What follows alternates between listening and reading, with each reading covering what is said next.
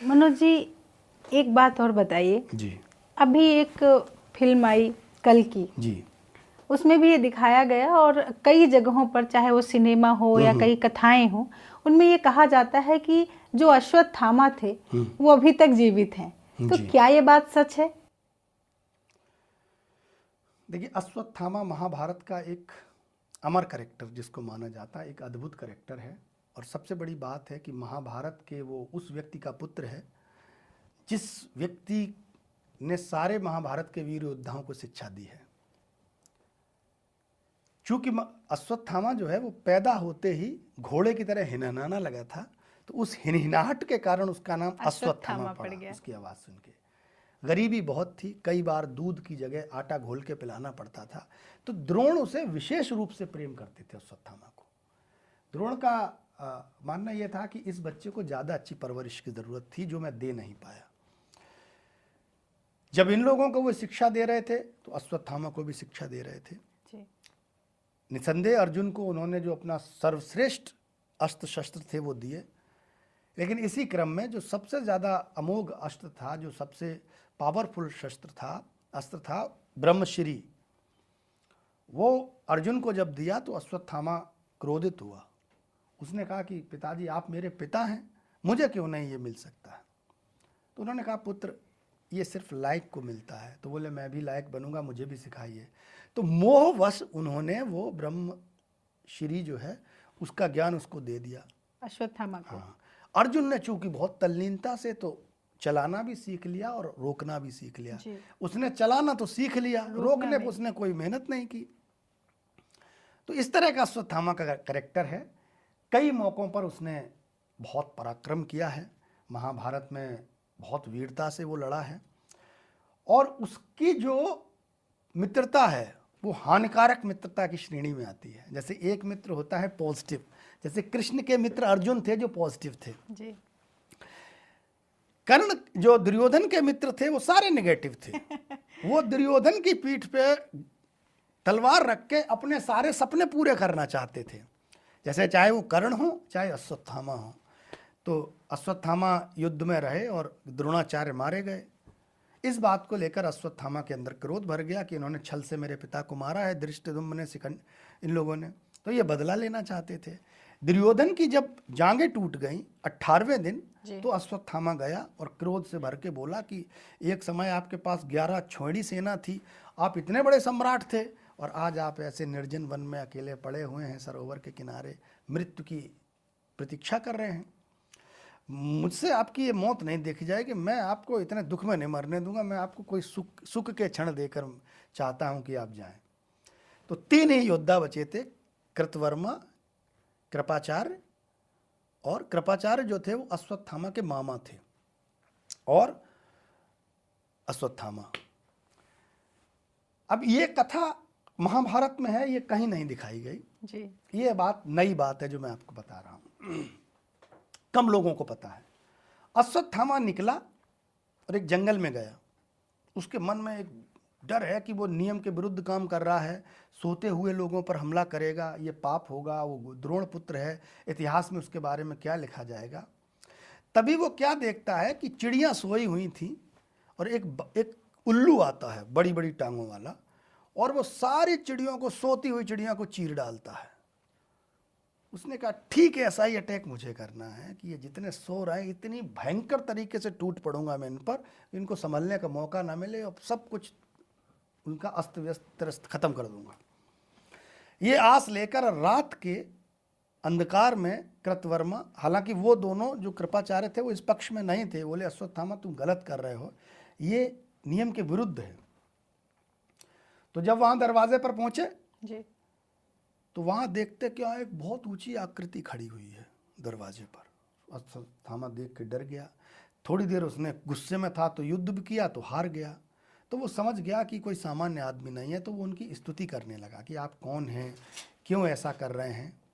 तो पता चला वो रुद्र शिव हैं। तो उन्होंने कहा कि मैं अपना प्रतिज्ञा करके आया हूं, मैं प्रतिज्ञा से नहीं हटूंगा। ये जिक्र महाभारत में है जी। तो उन्होंने उसको एक चौड़े मुंह वाला फरसा दिया। उस फरसे को लेकर अश्वत्थामा पहले सबसे पहले दृष्टिद्युम्न के पास गया और दृष्टिद्युम्न को की छाती पर बैठकर बाल पकड़ के इतने प्रहार किए जब तक वो संभल पाता उसको चीर डाला, मार डाला। कोलाहल चारों तरफ मर गया। इसके बाद तो उसने जो उसको फरसा मिला था, जो भी मिलता गया वो चीरता चला गया। लोग इतने बड़े युद्ध से आए थे, 18 दिन के घोर संग्राम से सब थके हुए थे, सब अव्यवस्थित था मामला, लेकिन उसने कोई तरस नहीं खाया। द्रौपदी जो थे, द्रौपदी के पुत्र, उनकी आंखें खुली। जब तक वो धनुष वनुष उठाते वो टूट पड़ा। थोड़ा बहुत संग्राम भी उन्होंने किया, लेकिन उसने उसी वेग के साथ, पूरा रक्त से लाल है, और सबके शीश काट लिए और जमकर कोहराम मचाया। शिखंडी सामने आया, उसे भी मार डाला। जो भी उस दौर में उसके सामने आया, और पांडव शिविर में है नहीं, उनको लग रहा है अब युद्ध समाप्त हो गया, दुर्योधन मर गया है, रात में कोई हमला करेगा नहीं, तो वो आगे की योजना बनाने के लिए कृष्ण के साथ सारे लोग, पांचों पांडव व्यस्त हैं। कहते हैं इसी कारण श्री कृष्ण ने उनको शाप दिया था। तो जब उसने पूरा कोलाहल मचा के मार काट के जब उसका मन भर गया, तब निकला और दौड़ता हुआ दुर्योधन के पास पहुंचा। दुर्योधन तब तक जिंदा है। उसको खबर सुनाता है कि मैंने पूरे पांडव कुल का विनाश कर दिया है और अब कोई जीवित नहीं बचा है। तो दुर्योधन खुश होता है इस बात को और मुस्कुराते हुए आंखें बंद करके मृत्यु को प्राप्त करता है। इधर जैसे ही खबर पता चलती है तो द्रौपदी देखती है कि उसके सारे पुत्र मरे पड़े हैं, तो द्रौपदी अनशन पर बैठ जाती है कि अश्वत्थामा की मौत चाहिए। तुम ही वो लोग हो जिन लोगों ने मेरे पुत्रों को मरवाया है और अब तो मुझे बदला चाहिए जी। भीम से कहती है कि तुमने मेरा सदैव इज्जत रखी, तुमने कीचक को मारा, तुमने धृतराष्ट्र के 100 पुत्रों को, मेरी सादा लाज भीम ने रखी है। भीम से कहती है तो भीम दौड़ते हैं, पीछे से कृष्ण और सारे पांडव दौड़ते हैं। और दौड़ने के बाद जब वो देखता है तो घबरा जाता है। तो वो क्या करता है, जो ब्रह्मश्री अस्त्र था वो छोड़ देता है। तो उसके जवाब में अर्जुन भी ब्रह्मश्री छोड़ देता है।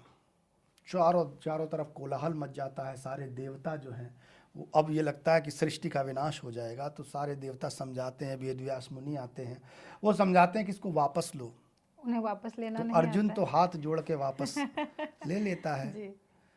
लेकिन अश्वत्थामा से वो कहते मुझे तो वापस ही करना नहीं आता। और वो उत्तरा के गर्भ को केंद्र मानकर, निशाना मानकर, लक्ष्य मानकर छोड़ता है। तो कृष्ण फिर बहुत कुपित हो जाते हैं। लोग कहते हैं कि इसको मार दो, मार दो, पर सहमति से ये निर्णय निकलता है कि इसको मारो मत, ये गुरुपुत्र है, ब्राह्मण है, इसके मस्तिष्क से मणि निकाल लो। इसके मस्तिष्क की मणि लेकर द्रौपदी को देंगे तो शायद द्रौपदी प्रसन्न होगी, मतलब उसकी पीड़ा कुछ कम होगी। और कृष्ण जो हैं वो आंख बंद करते हैं और कहते हैं कि अगर मैंने जीवन में कोई पुण्य काम किया हो तो उत्तरा के गर्भ का बच्चा जीवित बच जाए। तो उस अटैक हो जाता है, वो उसके गर्भ पर जाता भी है, लेकिन परीक्षित जीवित पैदा होते हैं। और अश्वत्थामा को कृष्ण 3000 वर्षों का शाप देते हैं कि 3000 वर्षों तक तेरे मस्तिष्क से ऐसे ही मवाद बहेगा, तू हमेशा रोगग्रस्त रहेगा, कोई मनुष्य तेरे पास नहीं फटकेगा, तू इतनी पीड़ाएं भोगेगा जिसकी कोई सीमा नहीं है। अश्वत्थामा इतना सुनकर चला जाता है और यहीं इस कहानी का पटाक्षेप हो जाता है। बाद में 3000 वर्षों तक वो भटका। कहते हैं कि फिर वो शिव की तपस्या वेद व्यास मुनि से मिला। ये एक कथानक है और मुनि ने उनको शाप से मुक्त होने का रास्ता बताया कि शिव की तपस्या करो, और उसने शिव की तपस्या की। अब महाभारत में ये कहीं नहीं लिखा कि 3000 वर्षों का जो शाप था वो ये था भटकने का, कि ये था कि 3000 बाद तुमको मुक्ति मिल जाएगी, तुम मृत्यु को प्राप्त होगे, ये नहीं लिखा। इसका मतलब ये निकाला, जो हमारे वर्तमान साहित्यकार या पूर्ववर्ती जो भी लोग थे, जो पौराणिक कथाओं का ज्ञान रखते हैं, उन लोगों ने ये निकाला कि 3000 वर्षों तक अश्वत्थामा भटकने के बाद वो पुनः अब सशक्त हो गया है और पुनः वो धरती पर विचरता है। ऐसा बहुत लोग कहते हैं कि वो मिला है। इसमें कितनी सच्चाई, मैं इस पर कतई नहीं जाऊंगा क्योंकि मुझे तो नहीं मिले, तो मैं इस बात को कैसे मानूं कि वो जिंदा हैं या नहीं हैं। लेकिन बहुत सारे लोगों का दावा है कि अभी भी अश्वत्थामा, अभी एक विंध्याचल की पहाड़ियों में एक मंदिर है, कहते हैं कि वहाँ पर आते हैं। जी। अमरावती में एक जगह है, लोग कहते हैं वहाँ आते हैं। देहरादून में एक जगह है टपकेश्वर महादेव का मंदिर, लोग कहते हैं वहाँ आते हैं। इटावा में एक जगह है काली, वहाँ लोग कहते हैं यहाँ अश्वत्थामा पूजा करने आते थे। तो ऐसी बहुत सारी मान्यताएं हैं। सच क्या है ये नहीं मालूम। महाभारत के अनुसार इतना था कि 3000 वर्षों तक, और जो कल की मूवी में दिखाया गया है दरअसल वो इसी की आड़ में दिखाया गया है। वो एक वो जो कल्पना ली गई है। एक काल्पनिक लिया गया है। दावा कोई नहीं कर सकता कि जीवित है कि नहीं। हालांकि मेरे मैसेंजर में बहुत लोगों के फ़ोन आए, उन्होंने अपना मोबाइल नंबर लिखा कि आप मुझसे बात करिए, मैं प्रमाण दूंगा। ऐसा बहुत बड़ा वर्ग है जो ये मानता है कि अश्वत्थामा जीवित है। सच क्या है, झूठ क्या है, नहीं पता। ये तो कोई नहीं जानता। मैं जो बातें बोल रहा हूँ वो बातें बोल रहा हूँ जो महाभारत में लिखी हुई हैं। जो महाभारत के मोटे मोटे 6 खंड हैं, उन 6 खंडों में जो कथाएं आई हैं, उन कथाओं पर मैं चर्चा आपसे कर रहा हूँ, उन्हीं को आधार बनाकर। उनमें जो लिखा है उसमें विद पेज विद श्लोक मैं आपको बता सकता हूँ। जी, धन्यवाद।